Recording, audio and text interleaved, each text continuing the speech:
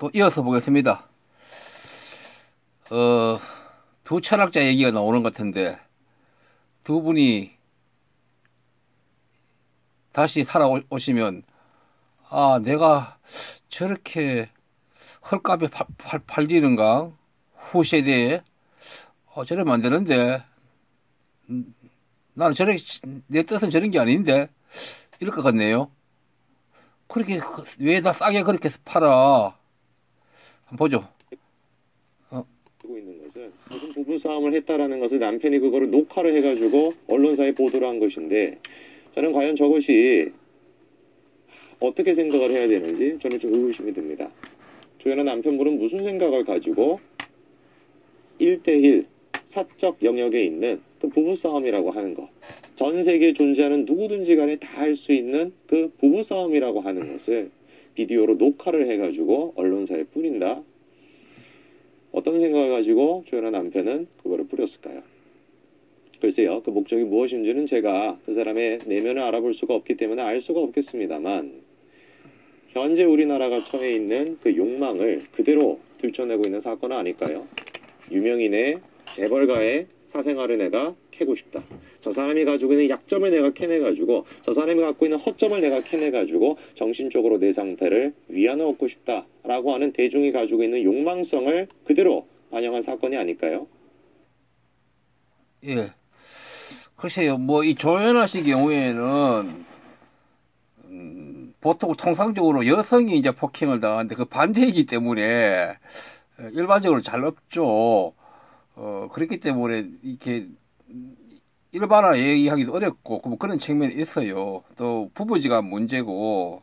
그런데 다른 측면에서 우리가 어떤 뭐 지난번에 미투 운동 이런 것들이 거의 문화혁명 수준으로 갔고 뭐 그러다 보니까 거기에는 좀 억울한 어떤 남성들도 일부는 있을 수 있고 그리고 여러 가지 복잡한데요. 이런 건 있어 인간 사회에요. 어떤 가정 내에 사적 공간 내에 일어나는 어떤 그런 어떤 인간 간의 그 인권이 침해된다든지 이런 것들이 어두운 시절에는 그것이 가정의 문제라고 해서, 어느 한쪽이 그 인권 침해를 당해왔고, 우리 역사가 그런 거거든요. 여성들은 가정에서 이렇게 인격도 침해를 당해왔고, 또 이렇게 폭행도 다 당하고, 뭐 이렇게 오랜 세월이 들어오고, 또 여성의 어떤 그런 성적 수치심을 이용한 어떤 남성들의 어떤 그러니까 성폭력 또는 뭐 성을 어떤 수단화해서 무슨 어떤 조롱을 하고 심각한 어떤 성농단 뭐 이런 것들이 있는데 그것이 이제 결국은 대사회적으로 어떤 사회적 문제로 어떤 인식함으로 인해서 이제 그런 어떤 사적 공간에서 어떤 인권 침해 이런 것들이 어떤 새로운 어떤 인식을 취득해서 어떤 치유되고 어떤 인권이 이제 새로운 인권을 형성되고 뭐 그게 인간 세계의 모습이에요. 그러니까 어떤 사적 공간 내에서는 그것이 이제 해결이 잘 안 되지 않고 사회적으로 그것이 이제 폭로가 되면서 이제 그것들이 이제 어떤 격동기를 거치면서 이제 그 사회가 새로운 어떤 인간 간의 어떤 인권 침해 이런 어떤 가불관계 이런 것들이 교정되고 그게 인간의 역사거든요. 그래서 미투 운동에 대해서 어떻게 바라보든 어떤 그럼으로 인해서 오랜 세월 여성을 어떤 대상화하고 여성에 대해서 성적 어떤 수치심을 어떤 가지고 어떤 남성이 어떤 지배적 권리를 행사하고 뭐 이런 것들이 이제는 많이 이제 앞으로 시정될 수밖에 없고 뭐 어떤 큰 어떤 변화를 거쳤으니까 이제 그런 것들이 이제 이 경우에는 이제 또 남녀가 반대의 경우인데 이제 그거 일반화를 써서 좀 진짜 그런 측면에서 이제 또 꼭 이 문제와 별개로서는 이해할 수 있는 거고 어쨌든 간에 이렇게 이분과 같이 이렇게 단순히 그렇게 무슨 군중의 어떤 호기심 이런 차원으로 이제 딱 바라볼 수는 없는 것 같고 그 동영상을 보니까 저도 잠깐 보니까 막 고함 지르고 이렇게 하던데 굉장히 성격이 날카로운 성격인가 봐요. 그 이 여성분이 뭐 그런 거 있고 이 부분은 이제 정리를 하겠습니다. 이 부분을 내가 길게 얘기를 할 건 아닌 것 같고 보니까요. 다음에 한번 보죠. 사르트르라고 하는 포스트 모더니즘에 대해서 자크 라칸은 이렇게 경고를 합니다. 제가 책을 소개를 좀 해드릴 건데, 자크 라칸의 욕망이론이라는 책입니다. 개인적으로는 좀 읽어보시길 권하지 않습니다. 책이 좀 어렵습니다. 자크 라칸의 책 응시는 어떻게 이루어져야 된다는 겁니까? 잠깐만요. 타인 속에서 이루어져야 된다라고 사르트르는 주장했던 것이고, 그것이 바로 사르트르의 응시였던 것입니다. 다시 보겠습니다. 소개를 좀 해드릴 건데, 자크 라칸의 욕망이론이라는 책입니다. 개인적으로는 좀 읽어보시길 권하지 않습니다. 책이 좀 어렵습니다. 자, 이런 얘기도 좀 그렇지 않아요? 어려우니까 읽기를 권하지 않는다. 이런 얘기 굳이 할 필요 있어요? 차라리 하지를 말지. 저 별로 안 좋아요. 저런 식으로 말하는 건요. 어렵기 때문에 당신들은 이걸 안 읽지 마시오. 나 정도 되니까 이거 읽지요. 이런 어떤 의미가 거기에 지금 들어있는 걸로 이렇게 우리가 듣는 사람 입장에서는 그렇게 인식이 되는 거죠, 저거는. 좀 냉정히 말하면 조금 금방 지죠. 나이도 아주 젊은 사람인 것 같은데. 금방 지죠. 저 방송에 저렇게 말하면 안 되죠. 세상 살아보면 저렇게 말하면 안 된다는 것을 알게 되거든요. 참네. 왜 저래, 젊은 사람이. 지식도 아주 설익었구만, 보니까. 자크 라칸의 책 출판사가 문예출판사인데 220페이지에 보면은 이런 얘기가 있습니다. 좀 읽어드리겠습니다.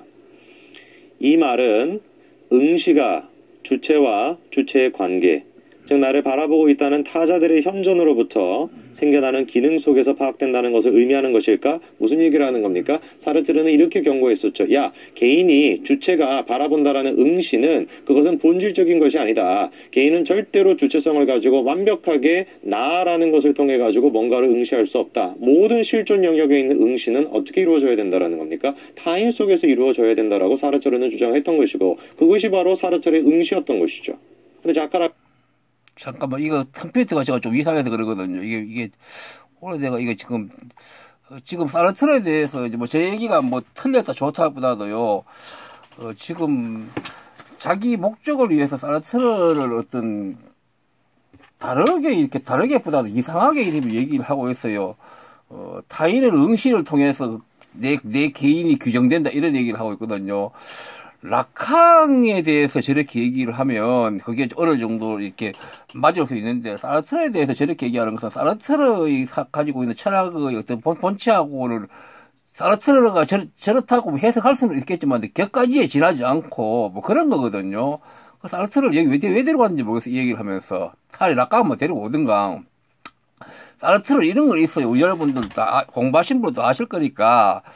사르트르는 인간은 그 이유가 없이 세상에 던져진 존재다. 이렇게 그런 철학을 가진 사람이거든요.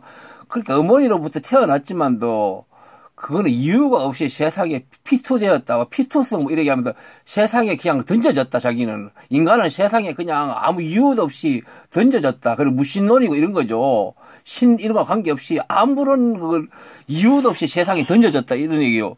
그러니까 내 의지와 관계없이 내가 세상에 나오고 싶어 나온 거 아니다 하는 이제 그 얘기죠. 그건 맞는 말이죠. 그 자체는. 내가 무슨 나오고 싶어 나온 건 아니죠. 부모가 날 낳았을 뿐이지. 그러다 보니까 무신론자고 또 삶의 뭐 무상성 이런 얘기를 하거든, 사르트르는요. 인간 행위는 자기 행위에 대해서 어떤 대가를 바라고 이런 것이 아니다. 자기 철학적으로. 그 무상성이다. 중요한 뭐 철학적 그런 개념을 사용하는데요. 그러다 보니까 역설적으로 이 세상에 온 이상은 나를 세상에 던져야 된다. 불의를 향해서. 그렇게 함으로써 이 사람은 이제 나라는 존재를 세상의 불의를 향해서 던졌을 때 이 사람이 말하는 실존주의가 구체적으로 실현하는 방식이다. 그런 얘기죠. 그러니까 철학적 뭐 저항을 한다 이런 얘기고, 이것이 어떻게 보면 뭐 굳이 종교는 사람 관계없지만 자기 구원이 오히려 이게 자기 구원이다 이런 보는 것 같아요. 그래서 이 사람은 핵심은 제가 볼 때 이 사르트르는 세상 불의를 향해서 나를 집어 던지는 것이 인간이 세상에 온 무상성에 대해서 할 수 있는 어떤 유일한 길이다. 뭐 이렇게 해서 그 사람이 그래서 이분을 어떤 세계 각 세계적인 어떤 정치적인 문제라든지 이런 거에 대해서 불의에 대해서 막 목소리를 내고 현장에 뭐 뛰어가기도 하고 뭐 그렇게 했는 것 같아요. 뭐 까뮤란 분하고 두 사람이 많이 대비를 되죠. 나중에 가서는 두 사람이 조금 안 맞아가지고 뭐 그런 건 있었는 것 같고요.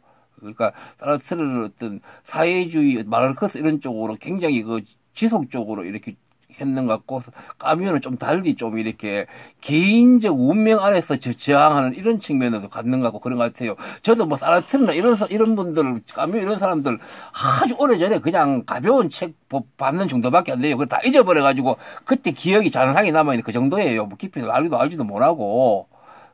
저도 뭐 좀 나이가 있으니까 옛날에 그 실전주의가 항상 그거 한참 그거 붐을 이룰 때 뭐 저도 뭐 남들처럼 이렇게 조금 이렇게 그냥 간단한 이런 것들을 이제 들은 풍월로 기억이 남아 있는 정도죠.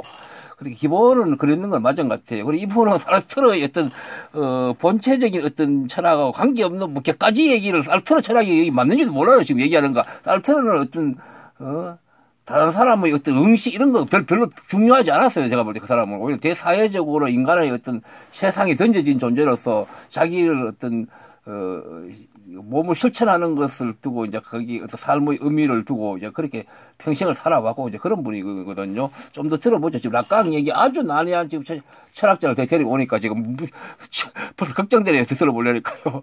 락강이 얼마나 그거 난해한 철학자인데. 자 보죠. 이거 어디야? 왜 안 되노? 락강은 거기에 대해서 뭐라고 합니까? 놀라움을 느끼는 주체가 객관적인 세계와 연관된 소멸하는 주체가 아니라 들으셨습니까? 객관적인 세계와 연관된 소멸해버리는 주체가 아니라 타인에 의해 가지고 주체가 소멸해버린다라는 그 주체가 아니라 욕망의 기능 속에서 자신을 유지하는 주체일 경우에만 응시가 개입한다라는 사실이 명확해지지는 않을까? 인간의 본성에 관해서, 인간이 가지고 있는 욕망에 관해서 자크 락강은 정확하게 표현합니다. 야, 아니야. 인간이 가지고 있는 욕망이라는 것은 타성에 의해서 좌지우지되는 것이 아니라 너네 마르크스주의자들과 주장하는 것처럼 인간의 본성이라는 것은 환경에 의해서, 교육에 의해서, 페다고지에 의해서 바뀔 수 있는 것이 아니야. 인간의 본성은 주체성을 가지고 완전할 수 있는 것이고 거기에서부터 객관적인 사실이라고 하는 즉 타성이라고 하는 타인이라고 하는 그 객관성 속에서 주체성이 무너지지 않는 상태에서 온전히 응시가 가능한 것이야. 자크 락강의 주장이죠. 자 보죠. 락강이 이런 사건을 보면서 락강이라는 분을 얘기하면서 이제 여기서는 뭔가 좀 이상해요. 진짜로 이상해요. 그러니까 주위 환경에 의하지 않고 각자 자기 개인의 인격의 어떤 주체성의 확고성 그거에 의해서 모든 걸 유지되고 뭐 그런 얘기를 하는 것 같은데 좀 이제 워낙 어려운 지금 지금 하는 이 말도 지금 간단치 않고 이분이 그러니까 뭐죠 방금 그 사르트르와 같은 그런 어떤 무슨 방금 사회주의자라고 그랬습니까? 마르크스주의자라고 그랬습니까? 그게 아니고 락강은 그러니까 개인의 그 자기 주체성이 얼마나 견고하냐에 따라서 환경에 그 굳이 지배를 받지 않고 자기 정립이 된다. 그걸 강조했다. 그런 말 하는 것 같아요. 일단은 저거는 상당히 빗나가는 얘기 같아요. 락강이 마르크스주의 아니다. 뭐 이런 얘기를 그러니까 마르크스주의자를 비판하면서 락강 얘기를 하는데 락강은 뭐 대단한 마르크스주의자는 아니지만 제 기억에는 이분도 어떤 사회주의적인 그런 의식을 기본을 깔고 있는데 단지 이분은 프로이드 그 철학을 인간의 무의식이 중요하다. 인간의 행위는 뭐 90%가 무의식이 지배한다. 사실 알고 보면 이런 말 있잖아요. 그것은 다시 데려가 자기 나름대로 철학을 만드는 분인데 락강은 그 락강은 기본적으로 또 사회주의적인 기반을 의식을 가지고 있다고 봐야 돼요. 그것을 어떻게 마르크스 사회주의하고 전제 반대되는 사람 같이 얘기하는 그 저기서부터 이상해요. 그 당시에는 저런 철학자들은요. 락강은 이제 뭐 그러니까 그런 어떤 정신 분석과 그런 쪽 철학자죠. 그 당시에 철학자는 전부 사회주의나 마르크스주의를 기본적으로 다 깔고 있었어요. 단지 그게 이제 강하고 안 강하고 그쪽으로 집중하라고 이런 차이가 있었지. 여기서부터 좀 이상해요. 무슨 뭘 보고 책을 봤는지 이상한 책을 가져가지고 그건 그렇고 락강이 지금 잠깐 읽어보죠. 저도 몇 개 찾아가 봤는데요. 잠 읽어볼게요. 그냥 이거 뭐 의미를 해석할 게 아니고 읽어보겠습니다. 그냥 자크 락강의 이론적 근간은 욕망 이론이다. 락강은 욕망과 욕구, 요구를 구별한다. 욕구는 순수한 육체적 생존을 위해 충족되어야 할 생물학적 필요성으로 생물학적 본능에 상응하는 개념이다. 그러나 인간은 욕구의 차원을 상징계에 진입하면서 요구의 차원으로 받아들인다. 요구라는 것은 타자가 개입되면서 욕망의 차원으로 넘어가게 된다. 자, 여기서부터 보시죠. 욕망은 인간의 개인적인 신체나 감정으로부터 발생되는 것이 아니라 타자에 의해 형성된다. 그런데 이 욕망은 결핍에 의해 생성되므로 욕망은 근원적인 결핍을 메우려는 노력이다. 결론적으로 욕망의 본질적인 요점은 주체의 것이 아니라 타자의 것이라는 것에 있다. 즉 주체는 타자의 욕망을 욕망하는 존재이다. 그러니까 여기서부터 성재 누구신가 이분하고는 완전히 반대되는 그런 결론이 나오는 것이죠. 낙강은 그러니까 타인의 욕망을 그걸 반영해서 내 욕망이 규정된다 이런 얘기니까 완전 반대되는 얘기시죠. 근데 뭡니까 이분은 뭘 보고 지금 저런 얘기를 하는지 모르겠어요. 그러니까 그런 거 있고 또 여기 또 한번 보죠. 낙강에 따르면 어느 이전의 세계인 상상계에 머물고 있던 아이는 언어를 배우면서 상징계라는 새로운 세계로 진입한다. 상징계는 언어로 구조화된 질서의 세계다. 아이는 타자로부터 이름이 불러주면 주체를 형성하며 타자로부터 배운 언어를 통해 욕망을 추구한다. 그런 얘기고, 그 다음 밑에 내려갔어요. 인간은 능동적으로 욕망한다고 착각하지만 상징계의 질서는 타자의 시선으로 자신을 바라보게 한다. 우리는 언어를 통해 나의 욕망을 표현한다고 생각하지만 실제로는 자신의 무의식적인 욕망이 무엇인지 알지 못한다. 우리가 사용하는 언어의 질서는 타자와 소통해서 얻어진 것이기에 결국은 타자의 욕망으로 내 욕망이 구성된다. 예컨대 먹고 싶고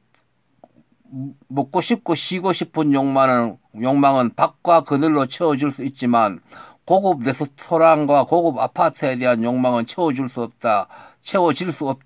왜냐하면 새로운 고급 레스토랑과 고급 아파트가 계속 타인들에 의해 공급되기 때문이다.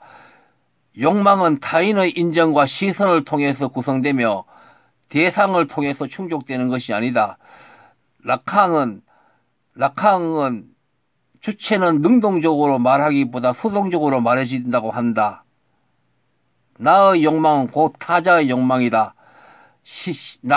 라캉은 심지어 나는 타자다라고 말한다. 언어의 세계인 상징계의 지배를 받는 한 우리는 타자의 욕망을 끝없이 추구하게 되며 상징계에서 가졌던 무의식적 욕망은 영원히 결핍된 채로 남는다. 상징계에서 꿈꾸었던 이상적 자아는 상징계로 진입하면서 무의식화되어 채워지지 않는 무의식적 욕망의 근원으로 가라앉는다. 라캉에 따르면 주체의 분열은 결코 봉합될 수 없다. 자, 저도 무슨 말인지 모를 것을 이제 제가 설명하기가 좀 어려워가지고 제가 그런 능력이 없어가지고 이걸 빌려서 읽었는데 여러분들이 뭐 인터넷에 찾아보면 라캉에서 찾아보면 쉽게 찾아볼 수 있거든요. 이 라캉을 굉장히 난해한 철학자라 그래요. 그런데 결국 라캉은 뭐냐면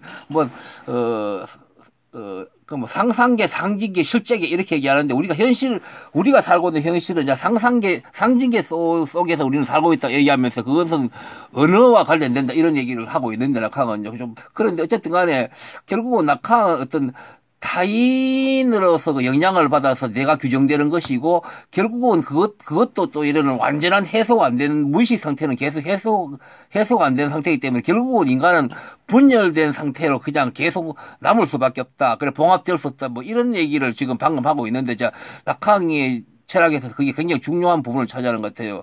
그래서 라캉이 우리나라에 굉장히 인기 있는 철학자였고, 요즘은 이제 시대가 바뀌어가 안 그렇지만, 그런데 이제 이런 부분을 그런데 어쨌든 저도 뭐 이것을 할 수 없이 읽었어요. 제가 뭐 설명할 능력이 안 돼가지고. 그러나 제가 이해하는 라캉은 성재기 씨는 지금 완전히 그거 뭐냐면 쉽게 말하자면 자신을 제가 뭐랄까 그거 얘기를 하기 위해서 그 락강을 데리고 왔는데 진짜 너무 수단화하는 것 같아. 그래 락강이 봤으면요 도대체 당신 무슨 소리 하는 거야 이렇게 할 것 같아요. 그러니까 내가 냉정히 말하면 저분은 사르트르도 락강도 그냥 완전히 그거 초딩 수준도 이해하고 있어 지금 볼까요? 저도 락강 사르트르 이런 사람도 하도 오래전에 그것도 그냥 그닥기실 정도로 이해하고 있었지만도 지금 보니까요. 아유, 왜냐하면 락강이나 사르트르 같은 사람을 데려오려면 이거 8분짜리 이 동영상에 데려오면 안 돼요. 적어도 한두 시간 할 수 있는 어떤 강의나 그럴 때 충분히 검토해서 데려와서 얘기를 해야 돼요. 어떻게 저렇게 거대한 20세기 가장 거대한 철학자 몇 사람 데려가면 그 중에 한 사람들인데 저 엄청나고 복잡한 사람들 여기 데려와가지고 여기다 억지로 끼워 맞춰서 지금 자꾸 얘기를 하고 잘 이해도 못 하고 있는 것 같으만 보니까. 이거 근데 짧게 알았으면 길어졌는데 여기까지 하겠습니다. 어쨌든 저도 잘 모르기 때문에 이거 단정적으로 얘기를 못 하는데 제가 대충 느낌으로도 벌써 이분이 자기 어떤 얘기하고 싶은 이런 것들이 있다 보니까 그만 무리하게 자꾸 어떤 대단한 철학자가 지금 데리고 와버렸어요. 그러니까 성재준 씨는 보면요. 소위 엘리트 독재라는 거 있거든요. 그런 어떤 의식이 좀 있는 것 같아요. 그러니까 과도 지배를 하는 어떤 국가 상태, 그 굉장히 위험한 그런 거거든요. 엘리트 독재는요. 어떤 자본주의도 잘못되면 저렇게 될 수 있거든요. 엘리트 독재라고 위험한 나라인데 이분 보면 꼭 김기춘, 황교안 생각이 나요. 보면 좀 위험하죠. 아마 엘리트 독재 뭐 그런 어떤 과도 지배하는 그런 어떤 21세기 전년 민주과에 안 맞는 그런 의식을 가진 것 같아요. 그래서 자꾸 저렇게 하는 것인지 여기까지 하겠습니다. 이번 부분은 저도 뭐 100% 자신 없어요. 어쨌든 간에 분명히 어떤 두 분의 철학자를 데려온 그 부분은 너무 무리였고 그것도 잘못 이해하고 있는 것 같고 쉽게 말하면 너무 피상적으로 이해하고 있는 것 같고 그런 것 같아요. 제가 보기에는. 저도 뭐 100% 얘기를 못 하겠습니다. 너무나 거창한 철학자 두 사람을 데리고 와버리니까요. 저도 옛날에 이분들 사르트르도 뭐 그런 철학자 있어요. 존재요 문제 그거 뭐 제가 조금 읽다가 그 관둬버렸어요. 하도 복잡해 무슨 말인지 복잡해 해가지고요.